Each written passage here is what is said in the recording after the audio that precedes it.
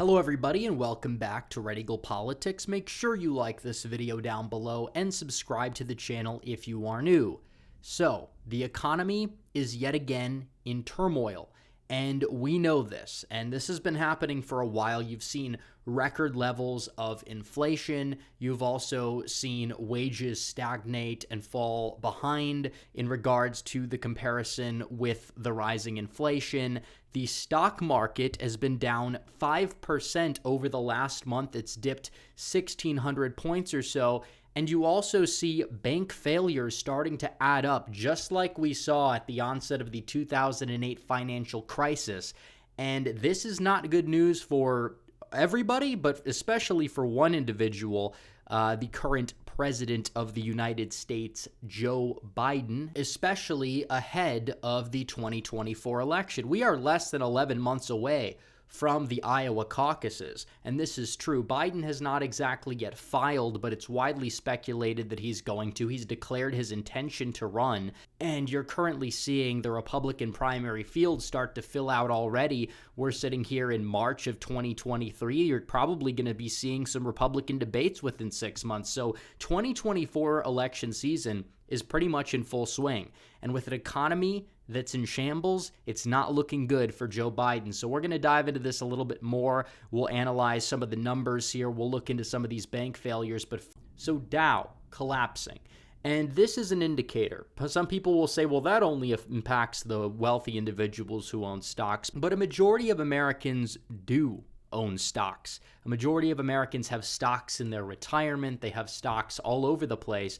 And while you are seeing a little bit of a dead cat bounce, what we do know is that over the past few months or so, we are seeing the stocks start to showcase some volatility. They are just, fluctuating up and down. There's a lot of uncertainty. That's never a good sign for an economy, and we know that. And you talk about the fact that we've seen several bank failures. Biden is going to sit up here and claim that these are isolated scenarios, but you haven't seen any major bank failures going all the way back to the end of the Obama administration, and even then, they were of several billion dollars.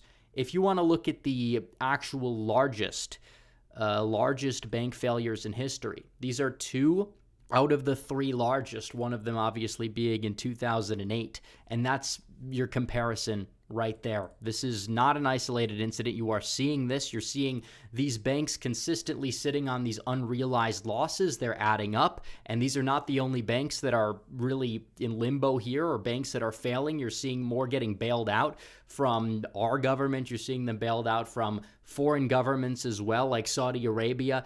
And what this does is it consistently encourages bad behavior. These banks are just too big to exactly fail. They're going to keep getting bailed out. They're going to keep, putting the Band-Aid over the gaping wound here. And what this is going to do is it is going to likely end up leading to another financial crisis if this does not stop, because what we do know is this is not an isolated incident. This is not some small feat. You see 2 out of the largest 3 bank failures in the entirety of history taking place over the past week or two.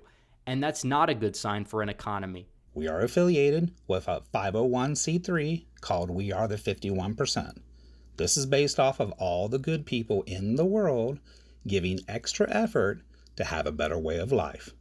You can donate, sponsor, or even make a tax-deductible payment to help these children to get food so no child goes to sleep hungry. How you can help is to go to our website, matt55.com. You go to the bottom right-hand corner of the video, then click the button that says Retail Customers. You can choose either option, the $5 or the $40 donation options. Either click the Add button below the dollar amount of which one that you choose. Then the next page, choose the quantity of the donation amount. For example, if you'd like to donate $1,000, then you can change the quantity amount to $200. Then click the checkout button in the bottom right hand corner, and then on the next page, enter your credit card information, name and address.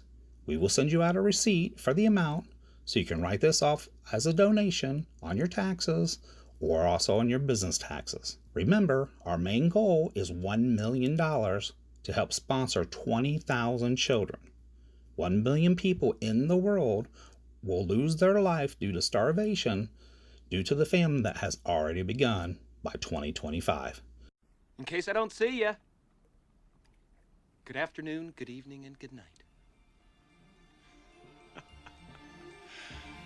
Yeah.